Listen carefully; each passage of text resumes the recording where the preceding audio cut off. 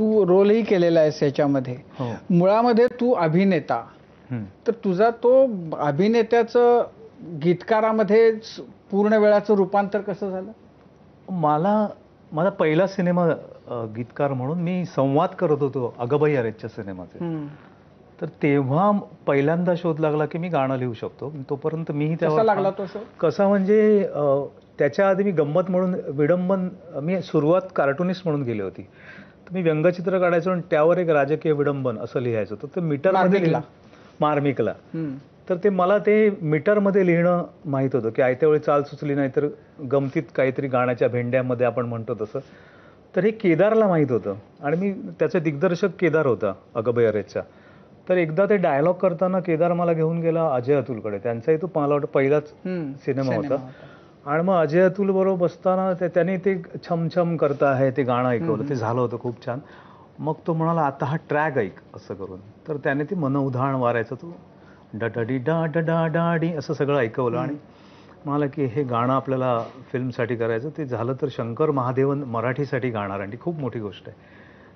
तर म्हणाला की पण त्या चालीवर लिहायचं आहे तर इतक्या कमी वेळात कोणी लिहायला तयार नाही आहे, तर तुला जमेल, तू लिहिशील का? तर म्हटलं अरे मी गीतकार नाहीच आहे. तर तो केदार म्हणाला तू नाही का ते त्याच्या तू मी नावाचं एक नाटक होतं त्याच्यासाठी उडती गाणी लिहिली होती मी, पण ती अशी गंमत म्हणून. तुला आठवतंय त्यातलं काही? कशासाठी? तू मी आता पुन्हा आलंय ते म्हणजे त्यातली लिहिलेले गाण्यात. तेव्हा मी सेवेस तो नवरा बायकोतली गोष्ट होती आणि ती त्याची प्रेयसी पुन्हा समोरच्या घरात राहायला येते आणि ती त्याच्याकडे येते. तेव्हा सिच्युएशन असं होतं की ती पहिल्यांदाच गेली आणि त्याला असं वाटतं की आता काय हिला कुठे काय करू. तर मी सेवेसाठी बंदा हाजीर, कष्ट राणी तू घेऊ नको, सांग लाडके आज तुला मी कुठे ठेवन कुठे नको, असं ह्या म्हणजे आपलं ते म्हणजे असं कसं चालू मी कसं सेवेसाठी बंदा हाजीर असं जे आपण ते, कारण हेच वृत्त मला माहित होतं. अशोक पत्कींकडे गेलं, मी म्हटलं मला मीटर काही कळत नाही, मी हे असं लिहिलंय. तर ते म्हणाले हे छान आहे, रोमॅन्टिक सॉन्ग. मला खूप वेळ कळत ना की रोमॅन्टिक सॉन्ग कसं ह्याचं करतील. तर पत्कीने त्यांनी सेवेसाठी बंदा हाजीर, कष्ट राणी तू घेऊ नको, सांग लाडके आज मी तुला कुठे ठेवू कुठे नको टरारा, असं त्याने केलं. आणि ते मी म्हटलं की नंतर त्याने टोटल 6 गाणी होती. तर त्यांनी तेव्हा मला सांगितलं की तू काय करतोस? म्हटलं मी काम करतो सिरियलमध्ये, नाटकात वगैरे. मला असं वाटतं की तू आयुष्यभर फक्त गीतलेखन करायला हवंस, कारण इतकं मीटरमध्ये लिहिणारा माणूस मी बघितला नाही. तर त्यांची ती पहिली दाद होती. पण तेव्हा मी फार तशी मनावर घेतली, पण नाटकासाठी. आणि मग अगबाई अरेच्या वेळी हे केदारला माहीत असल्यामुळे तो म्हणाला की ही चाल घेऊन जा आणि तू प्रयत्न कर, ट्रॅकवर लिही काहीतरी शब्द सुचले तर.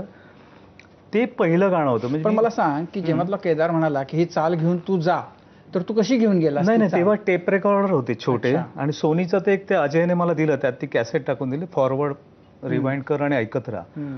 आणि मग डा डा डी डी डा डा डा डी डी डा डा डा हे प्ले झालं, कारण ते गाणं मागे पुढे झालं होतं. ती मला पहिली वेळ सुचली की का होते बेभान कसे गहिवरते. आणि मला वाटलं की हा विरोधाभास पूर्ण, मग रुंजूनते गुणगुणते कधी गुंतते हरवते, असं कोण? तर मग मन उधाण वाऱ्याचे गुज पावसाचे. तर उधाण हे एक टोक आहे आणि गुज पावसाचे मी आधी एका कवितेत लिहिलं होतं की पावसाचं गुज म्हणजे गुपित हे हवामान खात्यालाही सांगता येत नाही. तर मनाचं तसं आहे की मनात नेमकं काय चाललंय कोणी सांगू शकत नाही. तर तो शब्द आला आणि मला तेव्हा अजिबात वाटलं नव्हतं की हे गाणं पुढे हिट होईल, मी गीतकार होईन वगैरे. ते रेकॉर्ड झाल्यावर हळूहळू कारण आज मला वाटतं त्याला जवळजवळ किती 20 वर्ष, 25 वर्ष. म्हणजे